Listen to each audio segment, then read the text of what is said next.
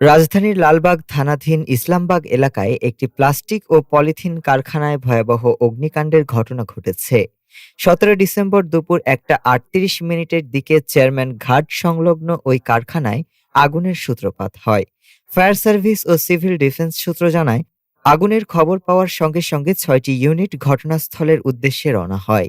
আগুনের তীব্রতা বিবেচনায় পরে আবারও 3টি ইউনিট পাঠানোর সিদ্ধান্ত নেওয়া হয়েছে। ফায়ার সার্ভিসের মিডিয়া সেলের পরিদর্শক মোহাম্মদ আনোয়ারুল ইসলাম অগ্নিকাণ্ডের বিষয়টি নিশ্চিত করেছেন। তিনি জানান, প্রাথমিক তথ্যে কারখানাটি প্লাস্টিক ও পলিথিন সামগ্রী উৎপাদনের সঙ্গে জড়িত বলে জানা গেছে। তবে এলাকায় তীব্র যানজট থাকায় ফায়ার সার্ভিসের ইউনিটগুলো ঘটনাস্থলে পৌঁছাতে বিলম্বের মুখে পড়েছে, যা আগুন নিয়ন্ত্রণের কাজে বাড়তি চ্যালেঞ্জ তৈরি করছে। এখন পর্যন্ত আগুনে হতাহতের কোনো খবর পাওয়া যায়নি। ক্ষয়ক্ষতির পরিমাণও তাৎক্ষণিকভাবে জানা সম্ভব হয়নি। আগুন নিয়ন্ত্রণে ফায়ার সার্ভিসের কর্মীরা কাজ চালিয়ে যাচ্ছেন। ডেস্ক রিপোর্ট, আজ বার্তা।